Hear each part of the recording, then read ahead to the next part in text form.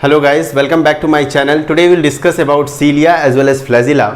See, before मैं lecture को start करूँ, I want to share something about the content जो मैं आपको प्रोवाइड कर रहा हूँ.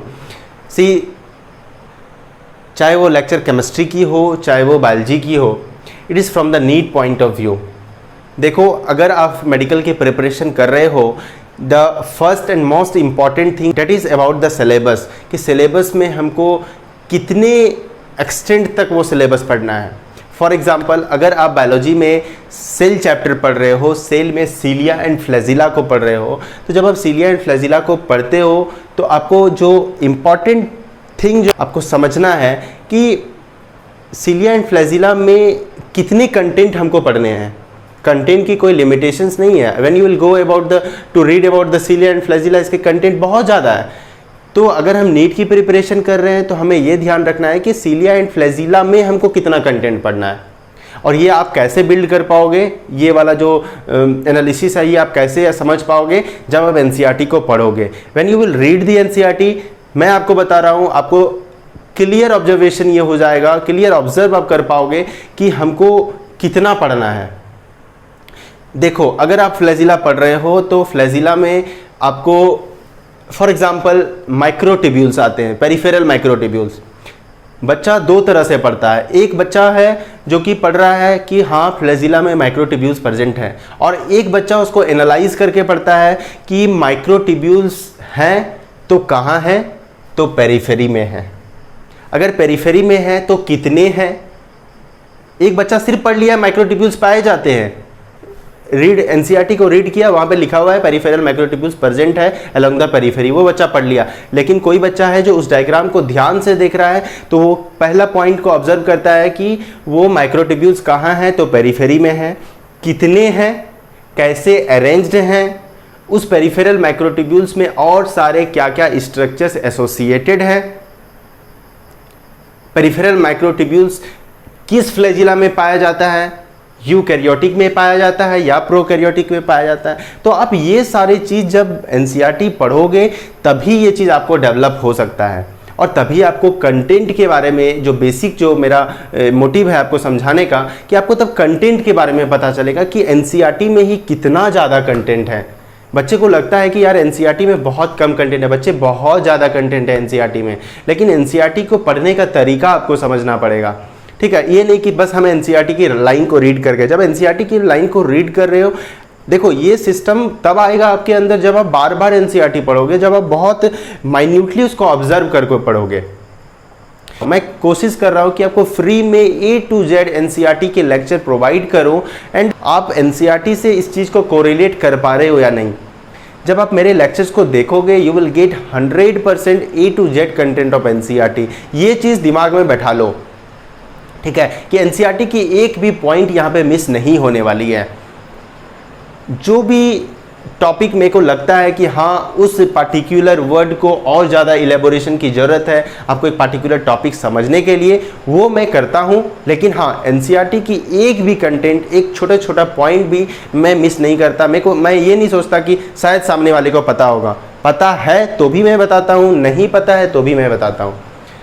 द सेकेंड पॉइंट इज़ कि देखो, जो भी लेक्चर्स आप मेरे चैनल पे देखते हो, जिस भी टॉपिक की लेक्चर्स आप देखते हो, एंटायर लेक्चर को देखो.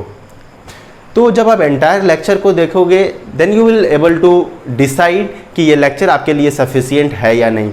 मेरे लिए, मेरे पॉइंट ऑफ व्यू से आपके लिए ये लेक्चर सफिशिएंट है, बट ये चीज़ आपको फील होनी चाहिए कि ये चीज़ आपके लिए सफिशिएंट है या नहीं. तो पूरे लेक्चर को देखो एंड प्लीज़ फीडबैक ज़रूर देना. तो आज का टॉपिक है cilia and flagella. First of all हम लोग सीलिया एंड फ्लैजिला की डिफरेंस देखेंगे, how cilia different from flagella. Then हम लोग उसके डिटेल इंटरनल स्ट्रक्चर को पढ़ेंगे, जहाँ से कुछ कॉमन क्वेश्चंस आ जाते हैं. तो इसीलिए मेनली सीलिया एंड फ्लैजिला की स्ट्रक्चर ही है जो कि जहाँ से क्वेश्चंस आते हैं, इसीलिए स्ट्रक्चर को अच्छे से पढ़ना बहुत इम्पॉर्टेंट है. देखो, सीलिया एंड फ्लैजिला दोनों एक लोकोमोटरी ऑर्गन है जो कि लोकोमोशन में हेल्प करता है. बट कुछ बेसिक पॉइंट्स है जो कि सीलिया में डिफरेंस है फ्लैजिला से। दैट इज़ सीलिया सिर्फ यूकैरियोटिक ग्रुप ऑफ ऑर्गेनिज्म में प्रेजेंट होता है। जब आप सीलिया पढ़ रहे हो तो सीलिया पढ़ने से पहले ही आपको ये चीज़ पता होना चाहिए कि सीलिया किस ऑर्गेनिज्म में प्रेजेंट है। तो सीलिया सिर्फ यूकैरियोट्स में प्रेजेंट होता है, whereas flagella prokaryotes as well as eukaryotes में प्रेजेंट होता है। तो आज हम लोग सीलिया एंड यूकैरियोटिक फ्लैजिला पढ़ेंगे। अगर आप प्रोकैरियोटिक फ्लैजिला की लेक्चर नहीं देखे हो तो मैंने आई बटन में लिंक प्रोवाइड कर दिया है। सबसे पहले प्रोकैरियोटिक फ्लैजिला को देखो, क्योंकि फ्लैजिला को कंपैरेटिव पढ़ना बहुत ज़रूरी है, पहले प्रोकैरियोटिक देन यूकैरियोटिक। तो कुछ कॉमन पॉइंट्स हैं जो कि सीलिया एंड फ्लैजिला में है। That is cilia and flagella both are hair like structure, but cilia eukaryotic organism में प्रेजेंट है। तो ये एक ग्रुप मैं बना रहा हूँ यूकैरियोटिक ऑर्गेनिज्म का एक रफ डायग्राम। तो यूकैरियोटिक ऑर्गेनिज्म में एक वेल डिफाइंड न्यूक्लियस प्रेजेंट होता है एंड सीलिया जो है ये हेयर लाइक स्ट्रक्चर होता है, ठीक है। एंड जो इम्पॉर्टेंट पॉइंट है कि सीलिया एंटायर बॉडी में प्रेजेंट होता है। यूकैरियोटिक ऑर्गेनिज्म में एंटायर बॉडी में सीलिया प्रेजेंट होता है, वेरेस फ्लैजिला को जब आप देखोगे तो फ्लैजिला बॉडी के एंड में प्रेजेंट होता है, ठीक है। ये भी हम लोग यूकैरियोटिक फ्लैजिला पढ़ रहे हैं तो इसमें भी वेल डिफाइंड न्यूक्लियस होगा। सीलिया की नंबर बहुत ज़्यादा होती है, डेट इज़ न्यूमरस, वेरेस फ्लैजिला 1 भी प्रेजेंट हो सकता है, 2 भी होता है, 3 भी होता है। अगर 1 है डेट इज़ मोनोट्राइकस, अगर 2 है तो डाइट्राइकस, अगर 3 है तो ट्राइट्राइकस। बेसिस ऑफ नंबर ये 1, 2, 3 है और ये न्यूमरस है। ये भी हेयर लाइक स्ट्रक्चर है, ये भी हेयर लाइक स्ट्रक्चर है, लेकिन ये थोड़ा स्मॉल होता है एंड फ्लैजिला कंपैरेटिवली लॉन्गर होता है। तो इसकी डिफरेंस क्या है कि ये स्मॉल है and flagella are comparatively longer. दूसरा पॉइंट है डेट इज़ लोकोमोशन। बट जो लोकोमोशन प्रोवाइड करती है सीलिया और फ्लैजिला दोनों में थोड़ा सा डिफरेंस है। क्या है कि सीलिया वर्क लाइक ओर्स, एक स्टेटमेंट है एनसीईआरटी में, सीलिया वर्क लाइक ओर्स। आप लोग सब नाव को देखे होंगे, जो नाव को चलाता है तो जिस इंस्ट्रूमेंट से चलाता है उसको हम लोग चाबुक कहते हैं। तो वो चाबुक से क्या करता है, पानी को बैकवर्ड डायरेक्शन में मूव कर रहा होता है एंड नाव जो है वो फॉरवर्ड डायरेक्शन में मूव कर रही होती है। तो पानी क्या है, पानी पीछे की तरफ मूव करता है और नाव फॉरवर्ड डायरेक्शन में मूव करता है। तो हम यहाँ क्या देख रहे हैं, वो जिस इंस्ट्रूमेंट से वो नाविक नाव को चलाता है तो उसी को हम ओर्स कह रहे हैं। वो क्या कर रहा है, पानी का भी मूवमेंट में वो ओर्स हेल्प कर रहा है जो कि बैकवर्ड डायरेक्शन में है एंड नाव फॉरवर्ड डायरेक्शन में मूव करती है। जस्ट सीलिया का भी वही काम है। सीलिया क्या करता है, पानी के मूवमेंट को, पानी का भी मूवमेंट को वही डिसाइड करता है एंड द ऑर्गेनिज्म जिसमें सीलिया प्रेजेंट है उसकी भी मूवमेंट सीलिया से ही होती है। तो दोनों की मूवमेंट अलग अलग है। ऑर्गेनिज्म फॉरवर्ड मूव करता है और जो वाटर है उसकी मूवमेंट बैकवर्ड डायरेक्शन में होती है। तो it is responsible for the movement of cell and the surrounding fluid. Whereas flagella में ऐसा नहीं होता है। फ्लैजिला में सिर्फ जो बॉडी जिसमें फ्लैजिला प्रेजेंट है उसकी मूवमेंट में वो हेल्प करता है, सराउंडिंग फ्लूइड में कोई भी लोकोमोशन नहीं होती है। तो it is responsible for the cell movement. तो ये डिफरेंस है टाइप ऑफ लोकोमोशन में। अब सीलिया, मैंने बताया आपको, सीलिया सिर्फ यूकैरियोट्स में प्रेजेंट है, whereas flagella prokaryotes as well as eukaryotes में प्रेजेंट है। लेकिन एक और कॉमन पॉइंट है जो कि फ्लैजिला एंड सीलिया में है। फ्लैजिला मतलब eukaryotic flagella, eukaryotic flagella and cilia जो कि यूकैरियोट्स में प्रेजेंट है, दोनों की ओरिजिनेशन सेंट्रियोल से ही होती है। दोनों किससे ओरिजिन होता है, सेंट्रियोल से। तो और प्रोकैरियोटिक हम लोग पढ़े हैं कि प्रोकैरियोटिक की ओरिजिनेशन सेल वॉल से होती है, प्रोकैरियोटिक फ्लैजिला की। तो ये था सीलिया एंड फ्लैजिला का कुछ डिफरेंस, है ना। अब देखो, ये एक यूकैरियोटिक ऑर्गेनिज्म है, ठीक है। मैंने एक रफ डायग्राम बनाया है यूकैरियोटिक ऑर्गेनिज्म का। अब यूकैरियोटिक ऑर्गेनिज्म को हम कैसे पहचानते हैं, इसमें एक वेल डिफाइंड न्यूक्लियस प्रेजेंट होता है। तो ये एक वेल डिफाइंड न्यूक्लियस है। यूकैरियोटिक ऑर्गेनिज्म में हम लोग भी इस ऑर्गेनिज्म में प्रेजेंट है। सेंट्रियोल एक मेम्ब्रेन से कवर्ड होता है। इस मेम्ब्रेन को हम कह रहे हैं सेंट्रोस्फेयर या काइनोप्लाज्म। एनसीईआरटी एक स्टेटमेंट लिखी है कि centriole is covered by amorphous pericentriolar material. इसी एमॉर्फस पेरीसेंट्रियोलर मटेरियल को इसी को सेंट्रोस्फेयर और या काइनोप्लाज्म बोलते हैं। अब देखो हम लोग यहाँ पे फ्लैजिला पढ़ रहे हैं, तो इस यूकैरियोटिक ऑर्गेनिज्म में ये फ्लैजिला प्रेजेंट है, ये फ्लैजिला है। फ्लैजिला जब आप इलेक्ट्रॉन माइक्रोस्कोप से फ्लैजिला को देखोगे देन यू विल ऑब्जर्व कि फ्लैजिला की जो आउटर मेम्ब्रेन है वो प्लाज्मा मेम्ब्रेन से कवर्ड होता है। तो देखो ये फ्लैजिला है, फ्लैजिला कवर्ड है किससे? प्लाज्मा मेम्ब्रेन से। एंड फ्लैजिला की जो इनर स्ट्रक्चर होती है, इनर फ्लैजिला को हम कहते हैं एक्सोनीम। जो कोर होती है फ्लैजिला की, इनसाइड जो होती है फ्लैजिला आउटर प्लाज्मा मेम्ब्रेन से कवर्ड होता है, एंड इनर इंटरनल जो व्यू है it is core of the flagella, and उसी कोर ऑफ द फ्लैजिला को हम क्या कहते हैं? एक्सोनीम कहते हैं। ठीक है, तो ये है फ्लैजिला। तो फ्लैजिला में क्या क्या है? Outer plasma membrane and the inner is called as the axoneme. Plasma membrane and axoneme together constitute the flagella और सीलिया। तो flagella, eukaryotic flagella and cilia दोनों की स्ट्रक्चर बिल्कुल सेम होती है। कौन सी स्ट्रक्चर? Internal structure. तो ये इंटरनल स्ट्रक्चर है किसकी? सीलिया की, यूकैरियोटिक सीलिया की और यूकैरियोटिक फ्लैजिला की। अब देखो सपोज ये फ्लैजिला है, क्योंकि कोई भी ऑर्गेनिज्म है तो अगर इसका ये फ्लैजिला है, ये फ्लैजिला है, ठीक है, तो इस फ्लैजिला को जब हम क्रॉस सेक्शन ऐसे कट करेंगे तो क्या होगा? जैसे ये फ्लैजिला है, इस फ्लैजिला को जब हम कट करेंगे तो ये स्लाइस में कट होगा, एंड इसी स्लाइस को हम टॉप व्यू देख रहे हैं, ये वाला व्यू देख रहे हैं। तो यही व्यू यहाँ पे आपको दिखाया गया है एनसीईआरटी में। ठीक है, क्लियर हो रहा होगा। अब देखो ये इंटरनल स्ट्रक्चर है किसका? फ्लैजिला का और सीलिया का। तो ये जो आउटर मेम्ब्रेन है जो कि मैंने ग्रीन पेन से बनाया है, that is the plasma membrane. तो आप यहाँ से कोरिलेट करना, आउटर मेम्ब्रेन है, प्लाज्मा मेम्ब्रेन है, एंड जो कोर है फ्लैजिला का जिसमें बहुत सारे स्ट्रक्चर्स आपको यहाँ पे दिख रहे हैं, तो इसी को हम एक्सोनीम बोलते हैं। एक्सोनीम में ये सारा स्ट्रक्चर अरेंज्ड होता है।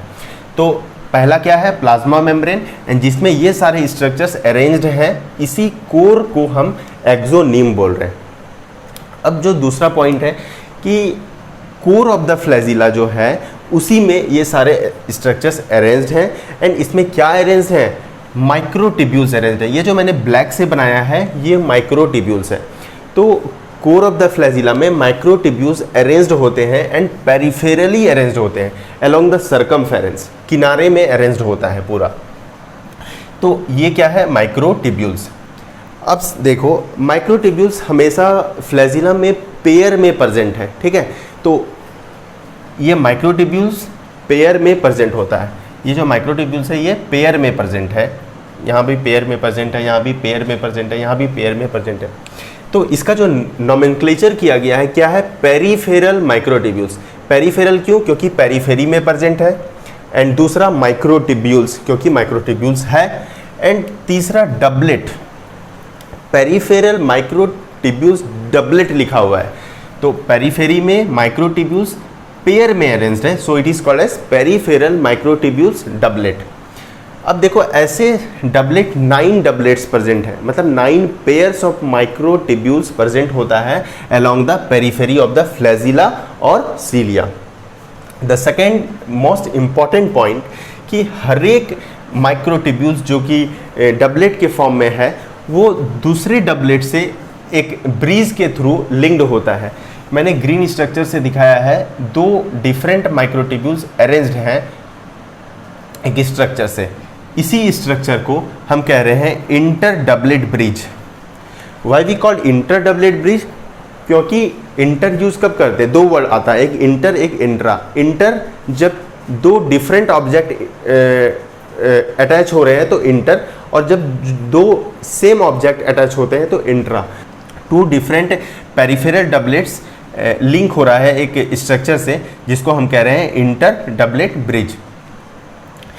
लेकिन सेंटर ऑफ द फ्लैजिला जो होती है, सेंटर ऑफ फ्लैजिला में 2 सिंगल माइक्रोट्यूब्यूल्स प्रेजेंट होते हैं। यहाँ पे डबलेट्स के फॉर्म में है, पेयर के फॉर्म में है, लेकिन सेंटर में सिंगलेट माइक्रोट्यूब्यूल्स प्रेजेंट होते हैं एंड ये सिंगल माइक्रोट्यूब्यूल्स आपस में कनेक्टेड होता है एक ब्रीज के थ्रू, ठीक है।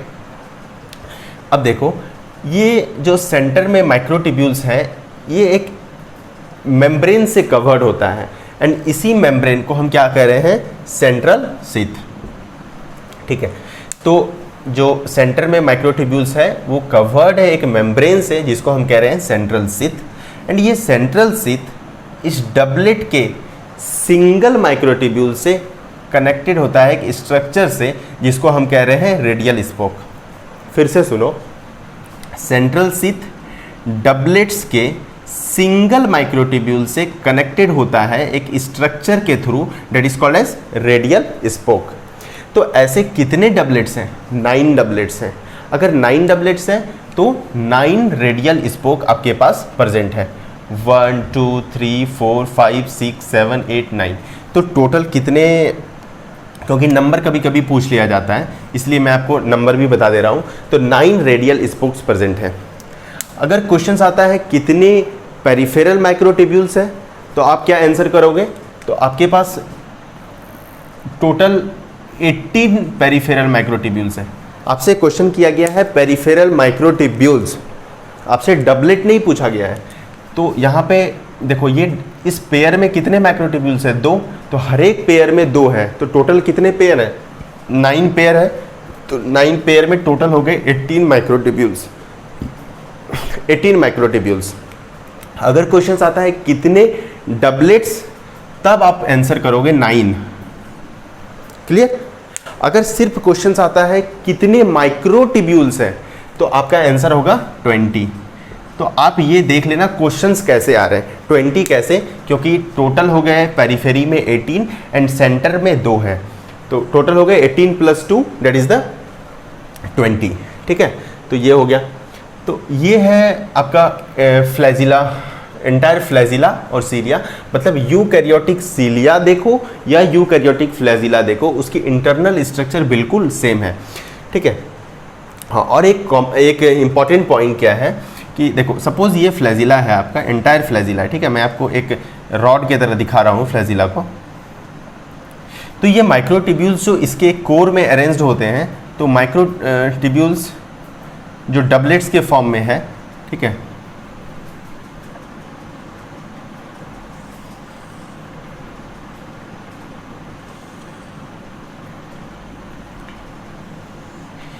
ये जो आपको माइक्रोट्यूब्यूल्स दिखते हैं यहाँ पे, ये पैरेलल अरेंज्ड होता है पूरे लेंथ में। जो फ्लैजिला का जो एंटायर लेंथ है ये पैरेलल अरेंज्ड होता है ऐसे,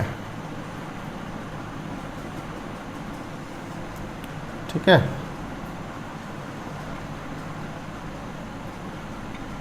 तो ये चीज़ आप वो आएगी समझ में।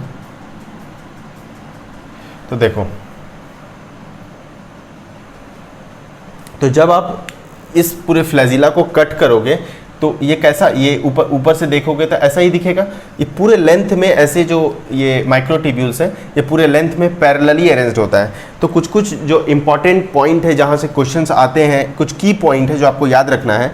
देखो, ये axoneme possesses number of microtubules, कितने नंबर, तो मैंने आपको बता दिया नंबर 9 अगर डबलेट पूछे, अगर टोटल पूछे 18 पेरिफेरी में, अगर टोटल माइक्रोट्यूब्यूल्स पूरे फ्लैजिला में तो 20। तो number of microtubules running parallel, ये बहुत इंपॉर्टेंट है, parallel to the long axis.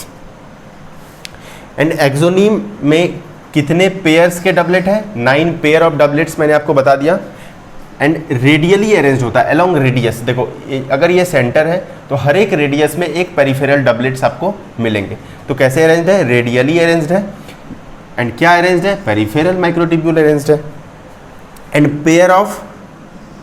Pair of centrally located microtubule, तो सेंटर में एक पेयर प्रेजेंट है।